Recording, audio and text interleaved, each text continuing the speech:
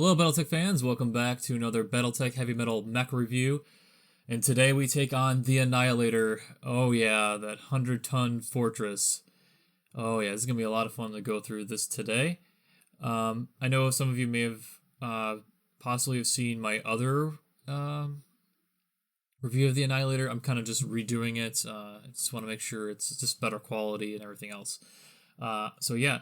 And anything, like I said before in my other reviews, anything is subject to change, so bear that in mind. So let's get into that. Alright, so the Annihilator's standard layout is 4 autocannon 10s, 4 medium lasers, and that's it. That's its standard loadout. Now, those 4 AC 10s, pretty significant if you don't deal with it. Especially when it's doing like, what is it, 60 per shot, so it's what, 120 per 2, so 240, and then you have 4 medium lasers, so that's 340 damage worth coming your way. So yeah, that's pretty significant. So let's talk about its quirks. So its quirks are pretty straightforward, but one is not exactly.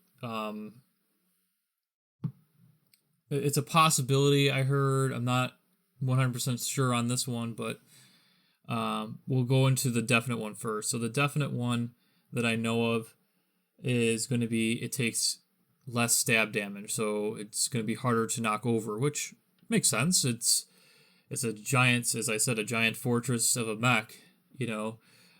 It's gonna take a lot to take it down for sure. So that makes sense, and it's definitely good for the late game. So if we want to talk about the late game, this mech is pretty viable. But again, AC10 doesn't have it has an okay range on it, so it's not great. But yeah. And the possible one here is it does more autocannon damage. So this is from what I hear. I'm not 100% sure on it, but it does more autocannon damage. So I think this one is kind of more subject to change than the other one. But yeah, if that's the case, this thing is going to be a beast to deal with than it is already. So I'm kind of leading towards just the one. So just having stability, taking less stability damage. I think that's going to be the most likely one to be implemented, and the other one's probably not. But we'll see. We'll see how it goes. So yeah, so let's talk about the late game and what kind of builds we could be looking at here, and yeah, let's kind of go into that. So for the late game, again, I'm not really sure about its armor, and I've been hearing different things about its armor class, that it's not even close to an Atlas, that it's not, it doesn't have the armor of an Atlas, but maybe somewhere around maybe a Cyclops kind of armor class. Let me know in the comments below if you know more about the Annihilator's armor class, and how much armor it could possibly have. If they're calling it a fortress, I'm assuming it's gonna have a decent chunk of armor. Maybe not as much of an Atlas but maybe if I were to give it like a max armor value, maybe between 1600 to 1700 armor. But again, I've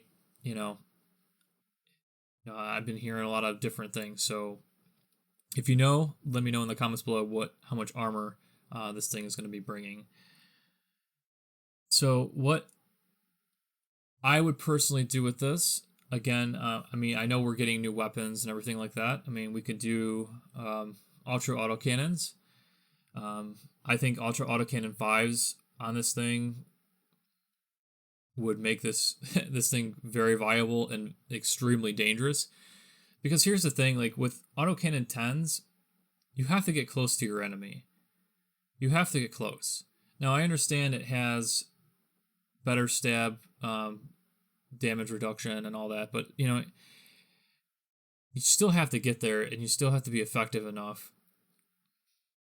So you can't like really sneak you can't sneak around with this mech at all, so you have to take some damage. But while the enemy is trading damage with you, uh, the enemy is just delivering damage to you, you're not firing back, right? Because you're just not in range. You know, obviously, if you're in LRM range, I mean, that's how I think this is going to be. Usually, towards the late game, LRMs become more of a thing, and you know, PPCs and any other long range weapons. Yeah, this thing is going to be in trouble.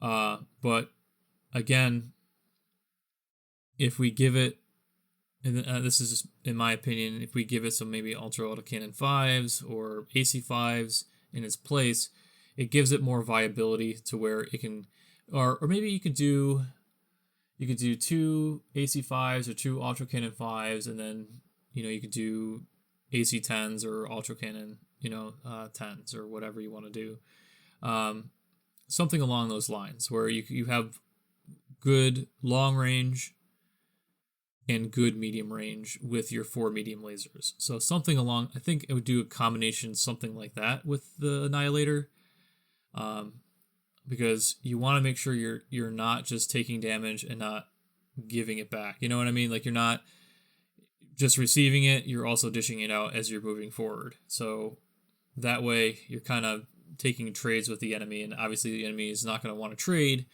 with an Annihilator.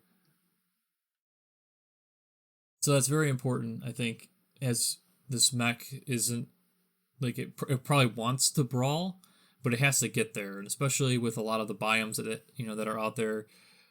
So you have the jungle biome. So is this mech going to be viable in the jungle biome? Probably not.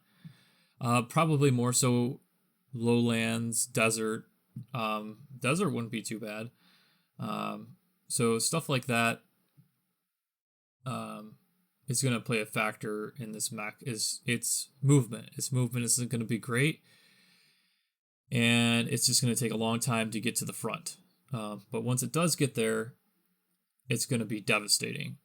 And would I want it in my lance? I don't know. I'm not 100% sure, but I'm definitely going to try it. I'm going to give it a try.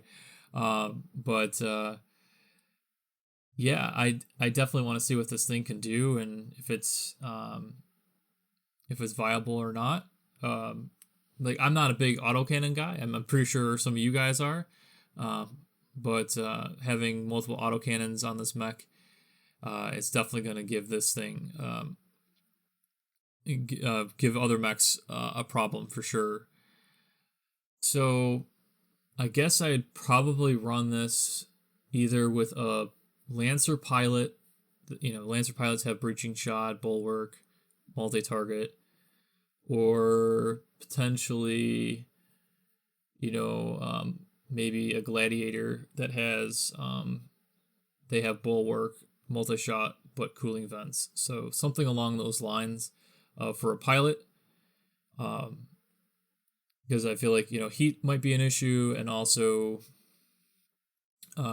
just having breaching shot on one of your autocannons, and you're basically going into a gunfight and you have multiple mechs in front of you. You can just multi-target, and you have like 4 autocannons. You can just do breaching shots on all of those mechs. That'd be a fun thing to do. That'd be awesome. I think that'd be something I would try. I'd probably put a ballistics TTS on it for sure, just to make sure I'm hitting consistently. But yeah, this Annihilator is going to be a lot of fun to play with. I can't wait to get my hands on it and put it in my lance and see how it can do. And I guess if I were to construct a lance right now, an endgame lance, so we'll have with the Annihilator in it. So we have the Annihilator, maybe the Marauder with its 10% damage reduction, maybe a Highlander 7 30/30p, and maybe an Atlas. this thing is going to be, that'd be pretty decent lance, I think. Yeah, that wouldn't be too bad. Not a bad lance. So yeah, that is going to be my Annihilator review. Again, let me know in the comments below what you would do with the Annihilator, how you would build it, how you would incorporate it into your lance. So just let me know in the comments below. If you haven't already, hit that subscribe button, hit that rating button, let me know what you think, and I'll see you guys next time. And the last but not least for the mech reviews is going to be what you see in front of you, the bull shark. So that's going to be a lot of fun to do. So I'll see you guys next time.